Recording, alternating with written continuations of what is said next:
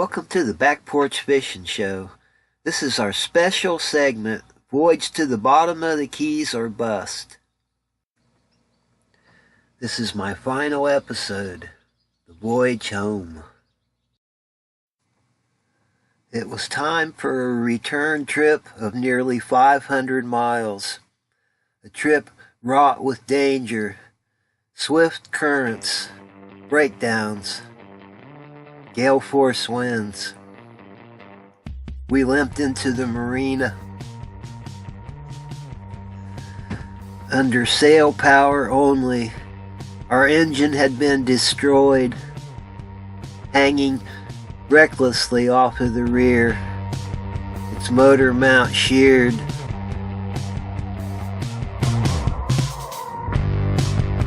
Just remember, people, no matter where you go, no matter what you do, somewhere in the world, it's 420.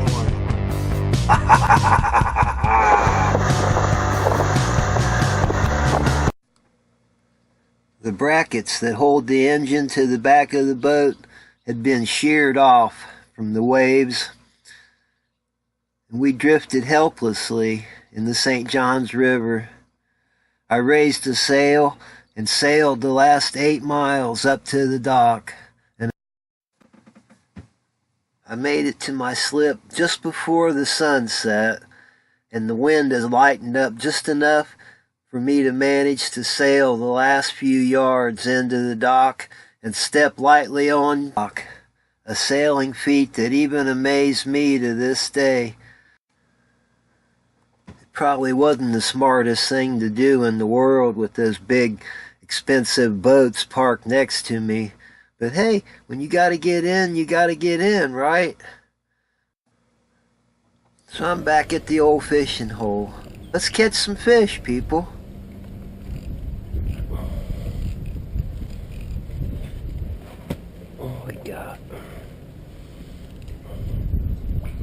Big bluegill. That's a big one. Wah. Mr. Big Bluegill.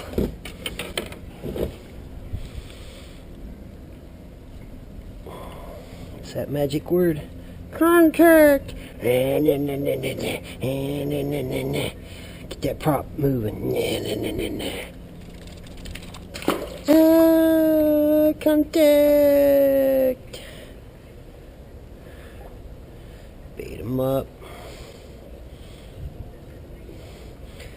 Using little bread balls for bait.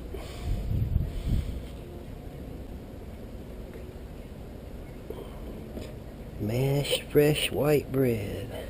If it's not fresh, it won't stick on the hook. I'm just going to toss it out there and wait for the line to move. Ooh. We're going to set it there, let it fish lazy like, and set it down and wait for the rod to go boink, or watch that line. That line will move, it'll start going whoosh, and then the rod will bend, whee, and you set the hook.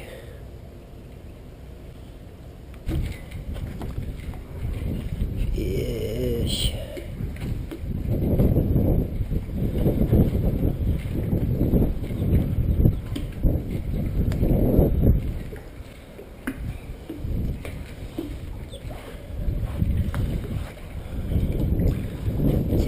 Channel cat.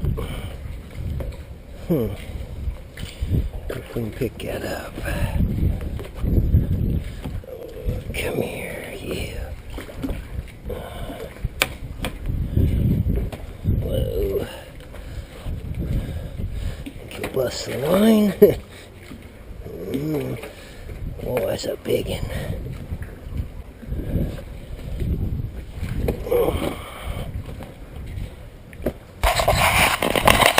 Spins.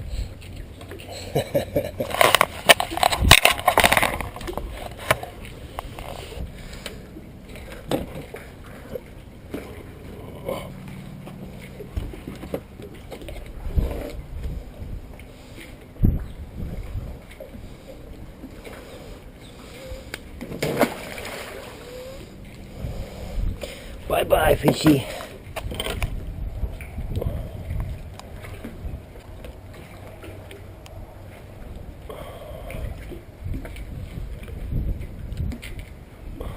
Mr. Bluegill.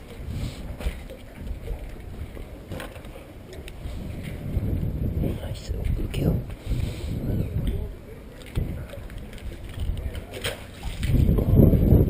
Contact.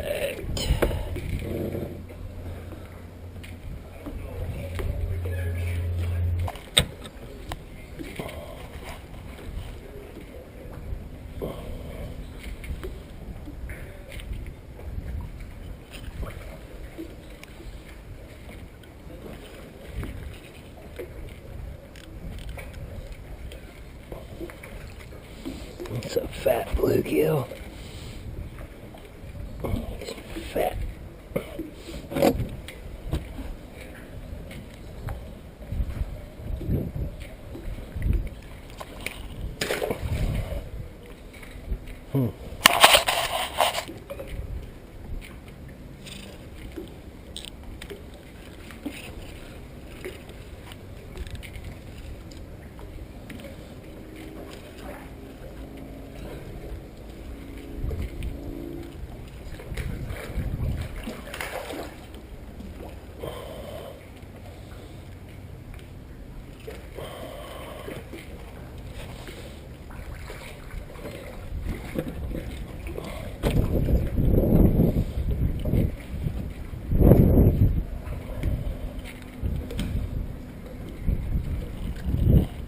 Wow, that sure is a lot different than fishing in the Keys, isn't it? Yeah, well, I have to get used to fishing under the dock and around here in the St. Johns River. I sure will miss fishing in the Keys, though. Here's some highlights of it. So all in all, I think my voyage to the bottom of the Keys took about 450 miles. Took me maybe 20 days to get here. Of course, I didn't every single day motor, you know, go. I'd stop and rest. It was exhausting for me. There were some really nice anchorages. You can go back through the videos and find them, and you can, you know, retrace the journey if you want, and you know right where to go and stop at the good anchorages, because there they are. You know, I've got them named, and a little video of them. Ones that are really nice are, as they say, pretty nice. You know, you can dinghy to shore, and it's a close walk to any of the Winn-Dixies or Piggly Wiggly, whatever they got there in that town. I had a lot of fun though catching these snapper. I got a few of them that were probably keeper size. I didn't keep any of them. I just tossed them all back. But I did enjoy it. But the trip down here at times was pretty scary. Like when the anchor line broke, I was drifting around in the inlet there at Peanut Island at Palm Beach. I mean, there's cruise ships coming in and out through there. I'm sleeping and just drifting around. But the Cindy Mae, she knew where to go. It was amazing. She, for some reason, I just looked out of the hatch, and I was, you know, maybe 20 feet from going to the dock there at the Sailfish Marina. She's just slowly gliding up there. So, you know, I got lucky there. I learned things. Learned about getting some better chains for the anchor and thicker ropes, newer ropes, bigger anchors. I learned a lot of things. Got scared a few times, went through it. Did I think about turning around? Yeah, sometimes. But I didn't. I just anchor up best I could and hash it out, you know. What did I gotta do to continue this trip? I got stuck between two bridges, two drawbridges that wouldn't open on the same day. Amazing, just amazing. There's a keeper. Run. Contact! Ahoo!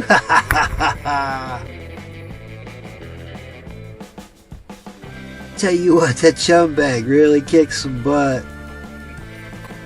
Just pop it a couple times like that. Man, they swarm that thing. Look at them. There's all kinds of fish in there. There were a few yellowtails, but they took off. But I've seen some pretty good sized nurse sharks coming through there. Got some of them on the video there underwater. You can see it. It says shark coming. They like to get in that chum too and munch. It's like free munchies, you know. Those bigger snapper in there, they're smart.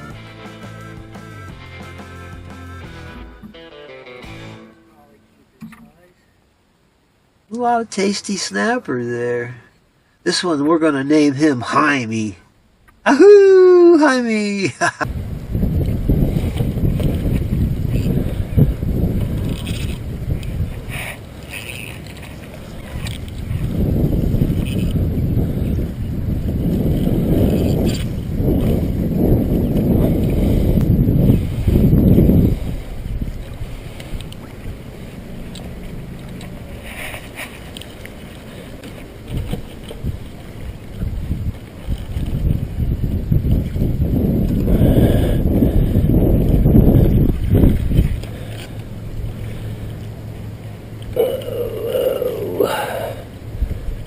Come here, you.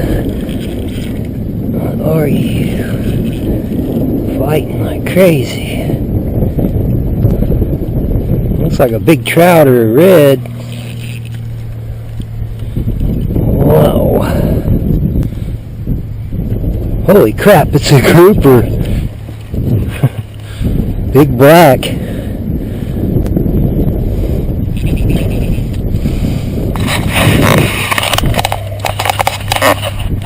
Look at that. Oh.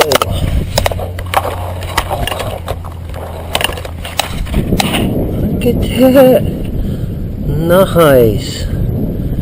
Nice grouper. Look at that. You just never know what you're going to catch. Nice grouper. Num num. So here we are, we're back in Green Cove Springs, safely tied up to the dock. Cable TV, Wi-Fi, electricity, water, all the comforts of home. Took me about 2 weeks to make the repairs necessary to put Cindy Mae back to a near 100%. Engine brackets back on, engine's working, had some carburetor repairs to make. Now we're ready for our next episode. I think we're going to head south down the St. Johns River, look for some big giant fish to catch, and see if we can't find some big giant alligators. Stay tuned, everybody. There's going to be a lot more of the Back Porch Fishing Show.